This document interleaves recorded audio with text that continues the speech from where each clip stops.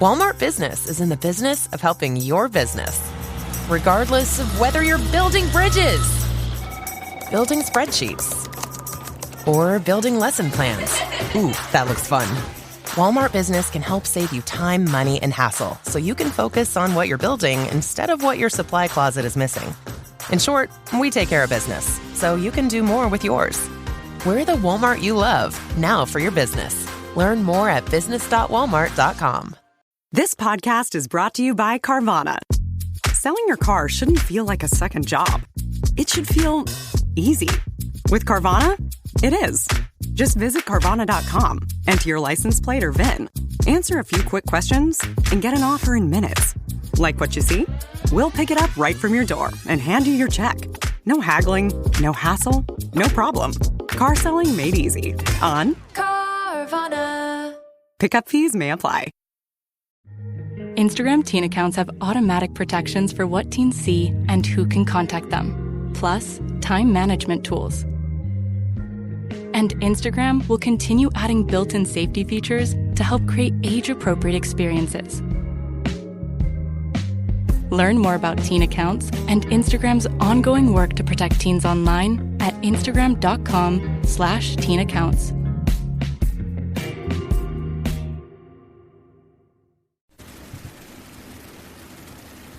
I'm Gary Birtles, one of the old gits from a long time ago.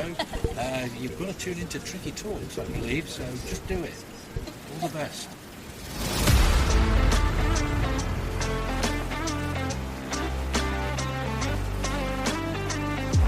Robertson, the first time we've seen them attack them, and there's Francis! Well, that's what I wanted to see Robertson do. And still Robertson, getting his shot in, and a goal! Robertson!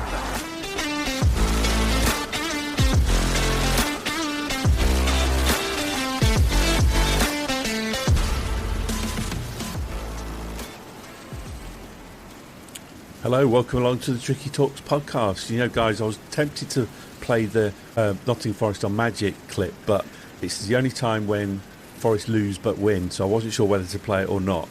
So I'm not going to, because we didn't actually lose. But anyway, it was the fireworks at the City Ground as Forest clinched a place in the last 16 with a 2-1 home defeat to Fenerbahce, and that sounds weird as well. Here with me to provide their own fireworks for the podcast are Kate and Mollo. How are you doing, Kate? I'm alright. I've just about got myself together after yesterday, which I found absolutely excruciating. But yeah, travel booked, so more upbeat again now. Yeah, we'll talk about Midtjylland in the next round later. But Mollo, you're here as well. Are you recovering from last night? I think you quite enjoyed it. Yeah, I'm all good. That's what being a football fan's all about, isn't it? A bit of edge, a bit of needle, a bit of drama, a bit of being worried and 1 minute, happy the next, celebrating a losing goal like it was a cup final win and all when we scored and that type of thing. Yeah, I love all that, and apart from the damage to the ground, I didn't really mind the Turkish fans being a bit leery as well, to be fair. I thought it added to the whole thing. Yeah, let's start with that actually, because they did play a significant part in the evening, good and bad. Let's start with the good, obviously, dressed in their multicoloured ponchos, which was a bit of a weird combination of blue and yellow with a bit of black thrown in the middle. They did generate a good atmosphere, as you would have expected, but the bad, obviously, throwing the fireworks on the field at kick-off and the damage to the seats that I presume they did after the game. Just a few words on that, guys, on the Turkish fans. Brainless and not surprising for a small number. Looking at the damage, it'd be a good few quid's worth of damage, but I guess it was a bonus game. They must have made a fair bit of money last night, so it's not like Forest can't afford it. And looking at the prices for today that have come out for the next game, that Forest are going to be rinsing us again, clearly. So they shouldn't have done it. Terrible thing to do. Idiots. That's not hooliganism in the, nutcase sense of the old days. That was awful. It's just vandalism, petty vandalism. Just talking about the fireworks before the game and the stuff they threw on the pitch, Kate, I wondered if there was a theory behind the teams swapping ends at the start. I wondered if Fenerbahce won the toss and decided to swap, knowing that was going to happen, with a view to, because obviously it was the end Forest were defending, and I wondered if it was kind of not planned from the club perspective, but something they might have expected to happen to kind of throw Forest off a little bit at the start. I mean, do you think they thought about it that much? It doesn't seem like they thought about very much, does it? Do you know, when it started and they were holding the flares up and it was the bang, bang, bang, bang, bang, bang, bang, bang, bang, like, the first thing that goes through your head, and I know it went through a lot of people's heads, was, how is it that I can't take a bottle of water in to Fenerbahce? I've got to sit on this bus, be taken all the way around, I've got to be... You know, all of that we went through, which I know we said at the time, you do it, you follow the rules, it's fine, we had a great time, I'm not knocking it, Turkey was incredible. But I literally couldn't take a bottle of water in. And yet, there are a lot of flares. That's not one guy who's managed to poke a flare down his sock, right? That's not what's happened there. That's a serious amount of pyrotechnics that they've managed to get in. How was that happened? And also, like, why is it happened? I mean, I know they said they made one arrest, and I'm not even saying that I necessarily think they should be arrested for it, because they tried it, they did it, it had the desired effect, they threw them. As far as I'm aware, nobody got injured, which, you know, is important. But it just, the whole thing, it was just a bit like, really? Yeah. And nobody got injured as far as I'm aware. There were reports one flare got thrown into the stand, and also I heard, I don't know whether it's the same incident, but a flare got caught in the netting above the away fans and actually caught fire, which they had to put out. So don't know when that was, but I have seen a little bit of footage on social media to support that. And obviously we had the 200 fans right behind us, you know, the UEFA ones that you have to put, they always put them behind us. The first ones that have been vocal, so we very much knew they were there, but I have to say that I did have a moment when those flares started going off, and I thought, if any of that lot have got any that are behind us because they're so far back and they start lobbing them, then we're in some trouble. And luckily that didn't happen, because that would have been not good at all. I think there was enough people that have stepped in to make sure that they couldn't carry on with that, either stewards or, you know, they're only a few yards from A block. Can I just add to that? I think there's two things that you said there, and just to add on to what you said as well.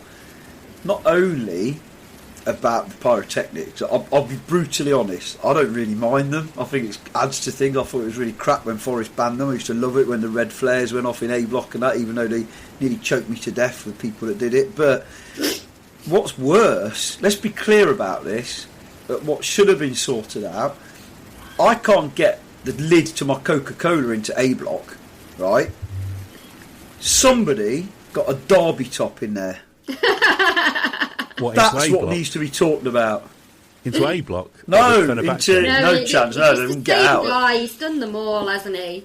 Idiot, absolute idiot. Picture of him on social media doing like the Superman thing with his little sheep.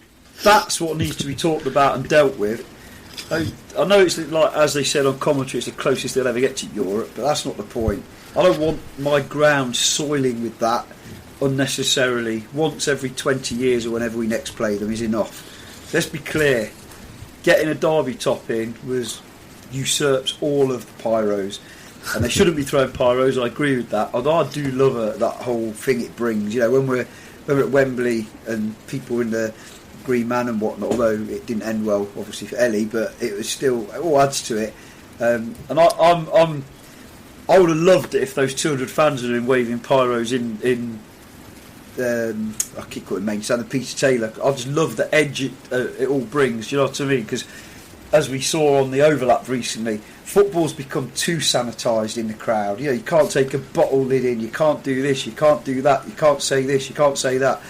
You need a bit of an edge. The atmosphere. I've loved that atmosphere when we were over there. It was so edgy. It was loud. It was exciting. I know that sounds a bit like childish almost. But it was mega, and it was alright. It was a very unique experience in its own way. But even when there were moments at Betis away where you thought, "Wow, why isn't it like this in England anymore?" Most of the time, and dare I say, it's not like it was at Forest even 2 years ago now, is it? At the moment, hopefully that will change. Anyway, it is a different world, though, and yeah. You've got a lot of other things to take into account, and making pyrotechnics in grounds safe is a huge ask. And I hear what you're saying, and wanting to hark back to the good old days and all of that. In reality, I don't know if it's for me. Was that aforementioned Green Man incident the one where Ellie's trousers caught fire? Yeah. Is that the one? Yeah. I vaguely remember that, actually. But because the security guard threw it, not a supporter. He grabbed it off a supporter who was holding it in the air and threw it. So, funny story on that.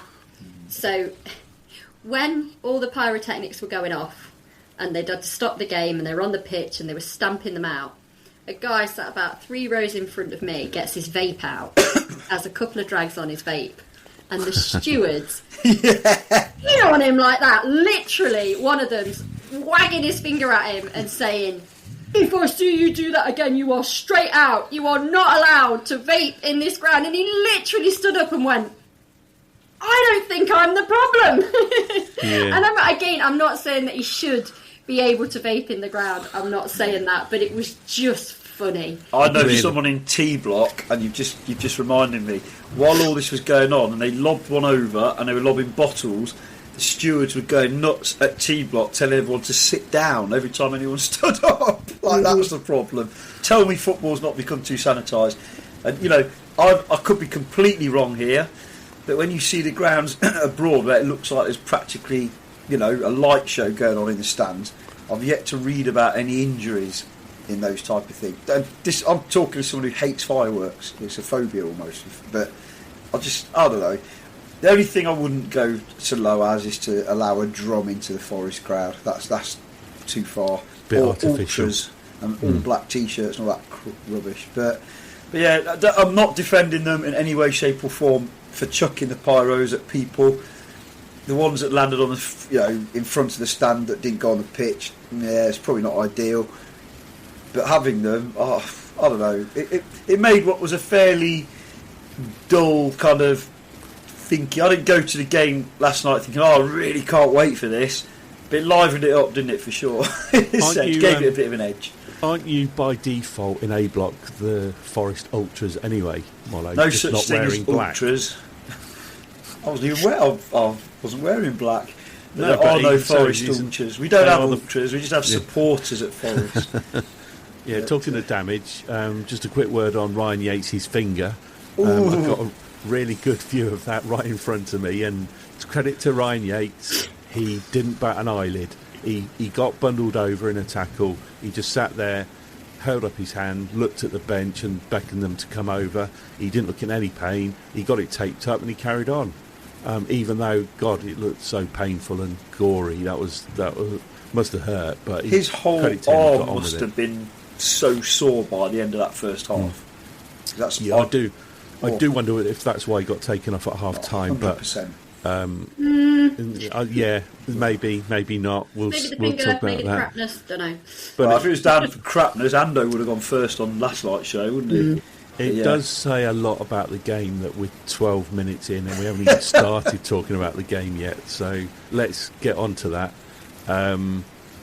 Obviously the right outcome, but the wrong result. What did you guys make of the team selection? Because I know Pereira said before the game he needed to strike a fine balance between putting out a strong enough team but making sure people got some rest, and I think he made 6 changes, and I was pleased that, not necessarily pleased with the starting lineup, but pleased that he recognised it wasn't working at half time and changed it and put 4 of the big guns on, because I don't think somebody like Sean Dyche would have done it that early.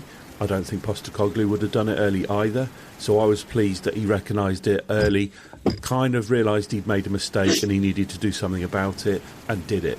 And obviously that helped a lot in the second half. But what did you guys think, both of the team initially and the changes he made at half time? Didn't like it when I saw the team. It was the opposite of what we'd said, which was start strong, rest them if you've managed to put the game to bed. It was too many changes. It was too Wrexham-esque for me. and that's a new word, wasn't it? Wrexham-esque. Yeah. And I looked at it and I thought, oh dear. And it proved to be so, because it is yet more evidence, isn't it, that I know I keep saying the second string is not very good. It's not very good. And actually, I think, if you're going to make that many changes and put on players that we've seen so far this season not do well and make things more difficult, actually what you're doing to your starting 11 is making the ones that are on the pitch have to work a hell of a lot harder, and equally, when you make your changes, the ones that come on have to work a hell of a lot harder. So does that actually get them a rest? I'm not sure that it does. Well, you say that. I had a thought about these changes, and I'll ask you about this, Mollo, but we say we wanted to start strong, to get the game pretty much done and dusted, and then take off all of the big guns and give them a bit of a rest. And you could say that probably would have been no sooner than 60, 65 minutes. It certainly wouldn't have been done at half-time, I don't think, but let's assume all of the first 11 would have played 60, 65 minutes. The game was done, they'd have gone off and got a bit of a rest. We'd have been happy with that, wouldn't we, in terms of how that would have panned out. But if you think about it, and I'll ask you about this, Mollo, Jesus, Aina, Hudson-Odoi, Sangare and Murillo only played 45 minutes. Morgan Gibbs-White only played 6 minutes. Milenkovic didn't play at all. So that's 7 players played 45 minutes or less of your first 11. Had you done what we would have wanted at the start, played 60 to 65, under that scenario they would have actually played more. So ultimately we've got the right outcome in terms of progressing, and 7 of your big guns have played less than 45 or less, which is great because they've got that extra rest you may not have given them had they played the original 60-65 minutes that we were talking about. The downside and the flip side to that, of course, is that Anderson, Williams and Hutchinson all played the full 90 and Dominguez played 84. So that's the flip side. But what do you make of that, Mollo? I think looking at it like that, it doesn't sound as bad. I don't know. I'm an advocate. You play your strongest team always, and no one knows what would have happened, because obviously they came out to try and make things happen, and we came out to allow them to make things happen, it felt like. And you haven't mentioned Ortega played the whole game and has now has become injured. My view is you start your strongest team. If we get to half time at 0-0, the tie's virtually over. If we nick a goal and it's 4-0, the tie's definitely over. The difficulty is, of course, if they start strong still, because let's be fair, we have some really fantastic players in our first 11 who were terrible last night. Okay, I'm not going to name names because everyone watched the game. We know who it was, and if I name one of them, Kate might hit me. Okay, but they were awful, absolutely awful. She'll hit you with a pyrotechnic. Yeah, she'll throw something at me. A virtual one. But it was just one of those days, and I think Kate's absolutely. I'm not sure they work harder, but it's almost like the level of the whole team drops because of what they're working with, which shouldn't happen. And it certainly shouldn't have happened in midfield because we had 2 very good players in there. And I suspect if Yates hadn't have got injured, it might not have been him going off at half time, potentially, because of course Ando's a top class player, and he turned it around at times in that second half. But he was a shadow of the player he normally is, wasn't he? Giving the ball away, losing tackles and so on and so forth. I thought it was a backward step for Hutchinson, in that it's a sort of game where he did quite well out there and he could shine, and he struggled.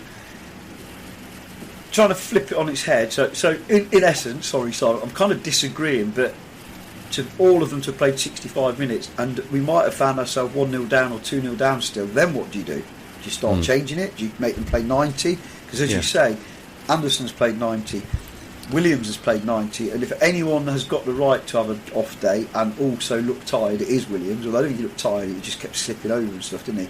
I didn't think Aina looked too good when he came on to start with. That said, We turned it around for 5 or 10 minutes, got the goal, created a few chances, which of course we didn't score. And then the biggest, like really sitting back and watching it, the positive is we're through, and that's all that matters. Doesn't matter if you'd have said to me 2 weeks ago we're going to win 4-2 on aggregate, I'd have bit your hand off. I don't care how it comes. But here's something: I've been very critical of one of our players, and for 46 minutes yesterday, he just carried on the same. Couldn't tackle, barely headed it unless it was like a free header. And our 6'4" Jair Cunha, who's lovely on the ball, and someone turned to me and said during the game, he looks like a Gareth Williams type player. He should be playing in midfield. He's so comfortable on the ball, but his defending's awful. After he gave that penalty away, something changed in him, and he suddenly, for about however long was left, we saw a glimpse of what we might get to see in the future.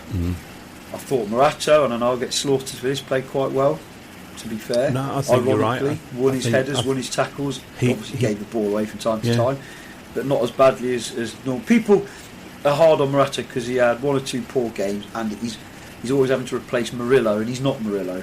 Nobody's Murillo. If he was replacing Milenkovic, it's more like for like. Still a big drop off, of course, to Milenkovic is absolutely class and experience. But for me, the João Cunha that we saw for the last 35-40 minutes, I suddenly thought that's why we signed him. And that's the positive. And I know I'm digging deep, I'm scraping the bottom of the barrel for positives, because I know we haven't done man of the match, but I think the man of the match is an absolute given. Although I thought the only outfield player to come out with any credit in the first half was Dominguez. I do want to talk about the 3 Brazilians actually, because they had varying degrees of performance level, if you like. Murillo I thought was pretty poor in the first half. I thought Morato was... The thing with Morato is if he doesn't make a mistake, you don't notice him. And I didn't really notice him because he didn't make a mistake. And then Jair Cunha I did want to talk about, because, like you, I saw glimpses towards the end. I thought, is this a player that... It was because it was his home debut, of course. For a lot of people, it was the first time they'd seen him. I thought, is there something there that is worth looking at further and giving him some more minutes somewhere? And those were the questions I was coming away with in terms of the defensive performance for those 3 in particular. What do you think, Kay? Were you sat there thinking, God, how awful was Murillo? And considering he was down our side in that first half, wasn't he? So we got a first-hand view of him, and what did you think of Cunha? This episode is brought to you by Redfin. You're listening to a podcast, which means you're probably multitasking. Maybe even scrolling home listings on Redfin, saving homes without expecting to get them. But Redfin isn't just built for endless browsing. It's built to help you find and own a home. With agents who close twice as many deals, when you find the one, you've got a real shot at getting it. Get started at redfin.com. Own the dream. I thought it was shambolic. That's the only word I can use to describe it. I don't know what they were doing. I don't know what they were supposed to be doing. But whatever they were supposed to be doing, I don't think it was that. And I, like you, yes, Cunha in the second half, because I was half expecting him to be hooked at half time, because in the first half I thought, oh my God, and not just defensively, like everywhere, what on earth is going on? But second half he was improved. Murillo had a terrible game. He did have a terrible game. He looked like he was out of position. He looked like he didn't know what he was doing. He was out of position. Yeah, but that's what I mean. But he looked like he was out of position, and he didn't know what he was doing. And yet still, I wouldn't necessarily have hooked him at half time, just because he's so key to what we do and get not a left back. Well, no, true. But there again, that's what I mean. It's just shambolic, isn't it? It's another one of those games when the performance is that bad, and it's that bad everywhere. Because you're right, Anderson had a shocker, and Lorenzo Luca. I mean, good God. I mean, words fail me. It's everywhere, and it's awful. So, it was just another really, really bad day at the office, that first half, and I was deeply, deeply concerned.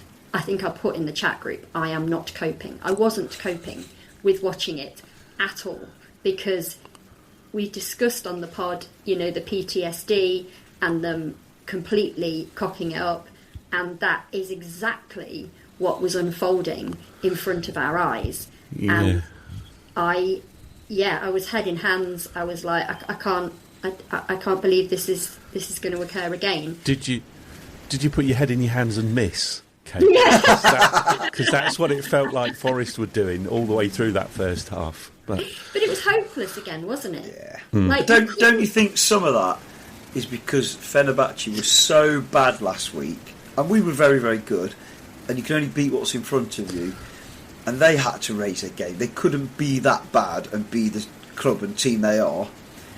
And it's almost like, I think we've talked about this before, when we've had an easy game, we've often followed up with a bad performance, haven't we? I think Tottenham was the classic one, but then we went to Everton and we were hopeless. And I felt last week's game, credit to the players, they did what they had to do, but I actually felt it was quite an easy game. We overran them with energy and everything else. They've still got some good players. We'll talk about, I can't say his name very well, Gudez, and the ex-Arsenal player, whatever some people seem to think was a Leicester player, but the guy who played centre-back, he was very good, and he was good last week as well. And we were talking about, I wonder how much he would cost to be a kind of backup player who could cover two positions as well, as not such a drop-off. So they aren't as bad a side, and they opened us up way too much, that's for sure, and it could easily have been 3-3 at half-time if they'd have took their chances, and if we hadn't got a fantastic keeper on the day. But going back to Jay Cunha, the one thing that I thought is, because he's obviously quick, and for the goal, the first goal, he made the ground back, and then he didn't look at the guy, and it was right in front of us, and I thought, he's cut out the angle, and he just kept running and left a massive gap for an easy pass across. I wish the Wolves player had done that a few weeks ago, but anyway, I agree wholeheartedly with what we're saying, but we've got to give a little bit of respect to what they tried to do. Yeah. You've got. We were bad. The thing about Murillo, out of position or not, it was his 10 or 20 yard passes. I mean, that's just basics, isn't it? And it was attention to detail sometimes. And Luca looked exactly like Chris Wood looked when we first signed him when he hadn't played for ages, didn't he? That's the only hope I'm clinging on to. Yeah, that is. He doesn't certainly look like the solution, does he, up front? No. Not at the moment. What I did say before we left to go to the game was that a team that have got nothing to lose can be very dangerous. Yes. And with players missing. Yeah, and they did play like that because they were already 3-0 down. They had a buttload of injuries. The expectation was that we would walk the game. They had nothing to lose. Yeah. So they chucked everything at it. And kudos to them for that, because we didn't handle it well at all. How were you handling it when it went 2-0, given the fact we just seen that dreadful first half, and then no sooner had the big guns come on, we go 2 down? I put a message in the chat saying in big capital letters, it's happening, because I was just the curse of Yeovil was rearing its ugly head, wasn't it? Given what I said last week in terms of where I sat for that one, and it just had Yeovil written all over it, didn't it, at that point? And I don't know what you guys were thinking, but I was explaining to Danny the horror stories of Yeovil and Norwich and Blackpool and all. I'm going to ring Childline. Yeah. I did turn round to the boys at that point and say, I'm really, really sorry you were born into Nottingham Forest, boys. I'm so sorry. And they just kind of looked at me like, what? Do you know what? Because of the nature of the game, by half-time, I think I might have said this to you at half-time, Simon, especially with all the changes, I felt like they'd missed their chance, because they created really good chances, albeit that penalty was a bit scary, and you thought, ooh. But I just felt, and I'm going to say it, Sangare gave us a little bit more control in midfield, didn't he? He just the simple stuff, doing what we needed him to do, doing what he's good at, and he kind of, without wishing to sound disrespectful to anybody, us or them, he kind of was like, what was all the fuss about? I'm not the world's best player and I'm dominating these muppets. You know what I mean? It was kind of that. He did his job really well, and I think they expended a lot of energy. And I think, like Kate said, they had nothing to lose. and they had a much lower average age starting lineup than they did last week as well, which it sounds daft, but the energy was there for them, wasn't it? Not for us, clearly.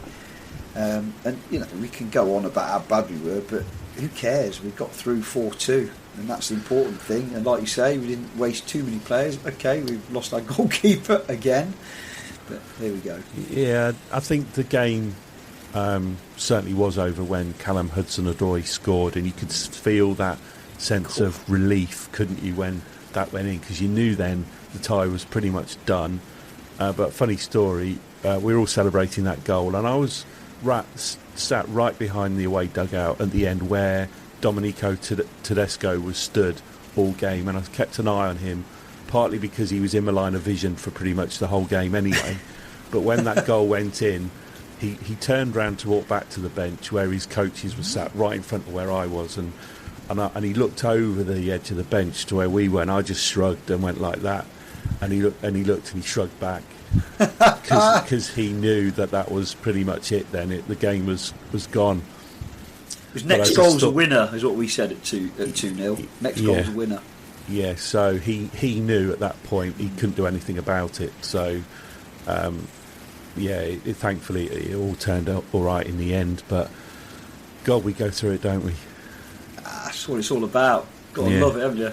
Yeah, so Midtjylland in the next round, of course, round of 16. First leg is on the 12th of March. The second leg, as you guys are fully aware, is on the 19th of March. The kick-off times have just been announced, and in Denmark you've got the early kick-off. So you've got a 16:45 local time kick-off. Sorry, 18:45, beg your pardon. Oh, that's all right. 18:45 local time kick-off in Denmark for the second leg. Okay. That'll do. That's quite good. That's quite good, actually. I think that works. Got to get back to wherever it is we've got to get back to. I just hope, and I hope the ticket office or whoever organises it don't have the ticket collection in some random stupid place, because it's not an easy place to get around anyway. And it almost looks like a village on the map, doesn't it, where the ground is. I presume we'll have to pick up in Billund, whatever it's called, or Hurst, whatever it's called. I don't know, but because we're flying in on the day again, and just through circumstance and work and everything else, I hope the club think carefully about making it convenient for the fans and not just for where the staff are staying. But we'll see. Yeah, it was last time. Just look for the nearest Radisson Blu. That's where it'll be. Yeah. Thoughts on the tie itself? Is it a case of obviously revenge, or do you think Forest are going to suffer again, given the strengths and weaknesses of the two opposition? You'd like to think that Forest should be beating a team like Midtjylland, but to credit to them, they finished in the top four for a reason of the group stage, and obviously they beat Forest 3-2 at the City Ground, but that was under different circumstances with another manager in charge. Are you expecting or hoping Forest will get through, Kate? I mean, we've had a preview, haven't we? So really, in that respect, we should know what we need to do. They're going to be physical. They're going to beat us up. They're going to be, they're going to be playing balls in the air. It should be that we can look at the previous game and we can structure accordingly.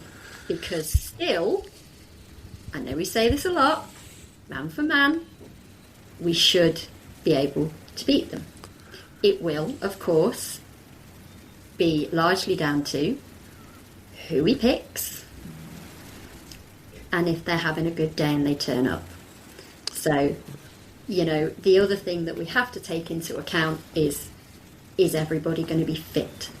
Because we are getting towards the end of the season, and that starting 11, we just need to pray that they stay fit and drag us over the line in the Premier League and continue to allow us to have some fun going around Europe and in this competition.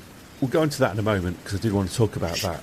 But just before we do you think, Mollo, that given the fact Midtjylland have got a team full of giants, the back four will be Morato, Milenkovic, Murillo and Cunha, given their heights? Tongue-in-cheek comment there, but it is a way to combat their team of giants, I guess. Well, or not, seeing how we started with a back five when we played them before, didn't we, for some random reason. We had Morata, Murillo and Milenkovic.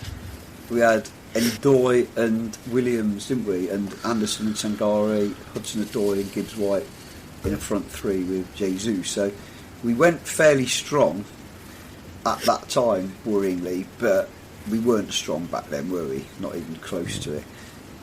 I look at it and I think, like Kate said, we've had the preview. There's no more surprises. There's no, we're playing a little Norwegian team. We know we've got it all on. We've got to be at it. We've got to win our battles. I'm not blaming the ref, but if we don't get a fussy ref who gives a free kick every 10 seconds when they flop to the floor and give them about 500 set pieces, that'll help. And then we'll see. It's hopefully, if Ederson's fit by then, not Ederson, I wish. No, if Ortega's fit by then, that'll help. Ortega. Of the two ties we could have had, I think this is the one that we've got the best chance of progressing on our own terms. There's been a little bit of hype about how great we were in the first half away at Betis, but Betis were very, very much, three of their back four missing, their best midfielder missing, and they were shambles, weren't they, in the first half, and we absolutely took them apart. They readjusted at half time, and it was an even second half, and in fact they effectively won the second half, didn't they, and got the draw. Over two legs that would be a tougher tie, I suspect. But at this stage it's kind of knockout football, but there's no surprises. I would back us to do it on this occasion. Nearer the game I'll probably be panicking about something, but we were very strong, the side we put out when we played them before. I've been reading some stuff today about don't play the reserves this time against them like last time, and I've looked at the team and thought, at that point in time, okay, Morata, we had played that back five, but Jesus was the reserve, and so too, Ndoye was starting at that point in time, so I don't subscribe to that. Go there, do the job properly, and we should, in theory, be okay. Okay, then we'll talk about that nearer the time in more detail, of course. But moving on, I did want to look at, and you touched on it there, Kate, around the bigger picture and squad depth, because it's clear the second string are not good enough to carry the team. Is it getting to the point soon where the manager will need to, I know that we've talked about these competitions are not mutually exclusive, but from his perspective, do you think he's going to have to make a choice soon to, or can he keep going as the way he's been going for the rest of the season in chopping and changing 5 or 6 changes game by game, trying to find the balance? Or because it feels like they can't win both. Do you know what I'm saying? They haven't got the depth to be able to cope with winning both. I mean, by winning both, I mean progressing in the Europa League and winning enough Premier League games to stay up. Where do you sit on that? Do you get that sense, or are you still hoping that he can continue to mix and match and get the best of both worlds? You go, Marlo. It's simple. Play your best side. There's 18 games left in the season if we were lucky enough, or good enough, should I say, to reach the final. And that's after the season. There's actually 17 games left until the end of the Premier League season, including league games and our cup games, if we were to play 2 semi-final matches. It's a simple thing for me. Get the momentum, play your best team. I know we didn't score goals, but we never scored goals, but I thought we looked pretty decent for 96.5 minutes against Liverpool with the same team that had done the job in Fenerbahce. And then we rested players, and we did not look a particularly good side in the first half last night. There might be room for the odd change and what might be perceived as the best team, such as, for me, I feel for him, but Dominguez is the guy that often comes in or comes out.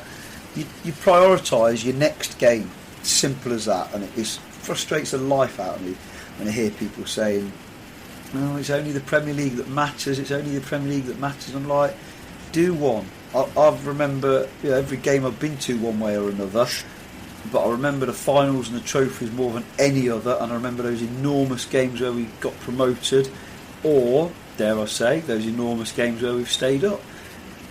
I'm not interested anymore in bobbling along near the bottom of the Premier League for ridiculous amounts of money that we pay. with, let's be honest, not Forest-wise, but the Premier League, and it was on the overlap, like this boring side-to-side passing football that a lot of teams play. Let's go out there and try and win every single game. Simple as that. Go strong. Kate, did you want to add to that? I agree that we absolutely need to start strong. You always play the best possible team. I think that he made too many changes last night. I don't want to see that again. I really hope that that was a big learning curve for him last night. It feels like it needed to be, and that potentially does change his approach to how he selects, how he rests, and how he rotates. There has to be an element of that, but he's got to be very careful about who and when. And I really, really wanted to go through last night. I sat in the City ground and I thought, I want another go. I want another trip. I do. I really do. I'm still of the opinion that if it was a straight choice between winning the Europa or staying in the Premier League, I would choose the Premier League. I'm going to flip that though for you, because... But I don't think it is. No, I think more importantly, from a football perspective, since football began really in the professional era, momentum matters. We saw a lack of momentum last night because of all those changes. And I actually would flip it and say if he plays the same team in those few midweek games we've got left in the competition, if we manage to keep going, that's going to help, not hinder. Yeah. Not, they're not mutually exclusive anyway. People say, and I jokingly said it about if I had a choice, what would you choose? But if we're doing well in Europe, I think it will feed into what we're doing in the Premier League, albeit that the standard of the teams and the defence is a lot lower as our attacking prowess. We haven't had a run of form in this season. Normally in a season you get a run somewhere. Sometimes it's at the beginning and then you drop off, sometimes it's in the middle, sometimes at the end. We haven't really had that yet. We've been so inconsistent. If we could put that together now, then it could really take us places. And you need your strongest team for that. Where I'm coming from here is that I remember last season we were fighting at the other end of the table to get as many points as we could to get in the Champions League, and it seemed as though they tired quite badly at the end of the season and missed out for that reason because they had a heavy workload of FA Cup games to throw in there as well. And the reason for thinking it now is that I don't want the same thing to happen again in terms of a heavy cup load of fixtures impacting how they perform in the league. That's the point I'm trying to make here in terms of the workload that they have to cope with. Yeah. Don't you think last season, very different? I'm not so sure it was tiredness physically, and going out of the cup was a bad thing in terms of the mental state, but don't you think it came down more to certain key injuries right at the end that we'd been lucky enough to avoid all season? I still maintain when we're 2-1 up against Leicester and Ola Aina limped off with his calf injury, with hindsight, that's what not derailed our season. It was an amazing season, but derailed that top four thing, top four challenge. To be fair, and we've looked tired all season anyway, let's be honest. Yeah, to be fair, and I think going back to, don't want to harp on about last season, but to be fair, the teams did suss out Forest, didn't they, towards the end with Nuno's tactics. So yeah, maybe that was more of a reason as well. There is some good news on the horizon though. If you see the reports coming out today that Chris Wood is eyeing a return for the last 6 or 7 games, so that would be a very much a welcome boost psychologically, if nothing else, if you can get him in the team. So how much of a welcome return would he be, Kate, for that last 6 or 7 games? Yes. Yeah, do you know what? We are all just waiting for Chris Wood to come riding in on his white Charger and start banging some goals in the back of the net. That's the danger, isn't it? That you are expecting Chris Wood to return as he left, as a Premier League striker that's scoring goals, which there is no guarantee of because he's been injured and he's been out for a very long time. So there will be an element of him needing to get playing back into form, back into fitness. Mm-hmm. But there is no downside to Chris Wood being fit and being back in our team. That is only good. It's only good. It only brings good things. So if that is true, then yes, please. Well, he Even can't do if any the- worse than Luca, can he, at the moment? So. Even if it's a case of, because in reality he might come back for a game or two, and the first game back after a long injury break like that, sometimes things happen because of the adrenaline or whatever. I remember Gary Burt was talking about it, even back then it was the case. But you know it would take a number of games to get up to speed. But even if it's him coming on against tired legs for the last 15-20 minutes and we're bombarding the box with 1,000,001 not very good crosses that we put in, at least you know he might get on the end of one of them. Yeah. And his last goal, incidentally, I think was against Midtjylland, wasn't it? But, and at least we might stop missing penalties. And like you said, with the state of the squad as it is, there is no downside. I don't see him riding on his white horse or his whatever horse and scoring 10 goals or 5 goals, but there's nothing to stop him in those 6. Well, if he comes into those 6 goals and scores 1, it's 1 more than any other centre forward has scored since he last scored at the City Ground, so you never know. But it's the psychological lift, isn't it, of having him back. Yeah. Him coming back could lift and get the squad to provide that extra 10%, which it might be all that they need to get the results. So we'll see. So we've got that on the horizon. Very much in the short term is Brighton away on Sunday. Long trip down to the south coast. Brighton themselves are not in the best of form. They won away at Brentford last week, but Forest did that as well. So Who doesn't win away at Brentford? Exactly. But prior to that, they had a run of no wins in 5, 3 defeats and 2 draws. So they're not in the greatest of form. We'd earmark that one, Kate, as one Forest needed to win at the weekend as one of our 4. It's getting to that stage, isn't it, now, where they just need to find a way. Yeah. I mean, you've got to say that after yesterday you feel slightly less confident. Because you do, because when you've seen them play badly, you do feel less confident. So I am less confident that they can pull something off. Anything, if we come back with anything, then it's massively valuable. I agree. I think their home form isn't great either, is it? Like that from what I've read, it's a tough game. They're all tough games. It's a long trip, but we'll be there. And you know, if we could get a goal, maybe even 2, like who knows? And I would like to see Taiwo on the bench for that one. Yeah, absolutely. Absolutely. Marlow, they've lost 2 in a week. Any concern heading into Brighton on the back of 2 losses? I think a draw will be a really good result, but I just don't see where a goal's going to come from against Van Heck and Dunk. They ripped us apart at the City Ground, do you remember? And I feel like they would have targeted this game as well as one to arrest their decline, because they've won a couple, haven't they, in the last month? They won their local derby against Palace, didn't they? Oh no, they lost to Palace. Sorry, I'm lying. So yeah, you know, depends, as we keep saying, which Forest turn up and if we can get the ball over the line. What I think, I don't know if I said this on the last pod, but I was talking to one recently. The number of chances we've started to create, at some point, a bit like Brighton at home last season, there'll be a game where some of them go in. Just hope it's sooner rather than later and lifts that cloud of fear. Because those one-on-ones last night, they were pathetic. They weren't just bad, they were pathetic.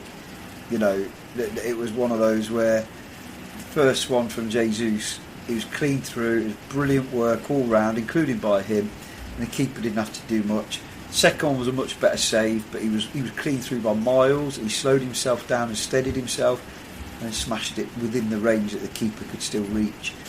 And they do that in training, they will score 99 times out of 100. Without a doubt, it's completely psychological. When you read the idiots saying stuff like, oh, they need shooting practice, why don't they practice shooting in training? What do they think they do in training? But it's very different, isn't it? It's like penalty shootouts. No professional footballer, in theory, should ever miss a penalty. You put that pressure on, it's different. Yeah. And our pressure is growing and growing and growing and growing.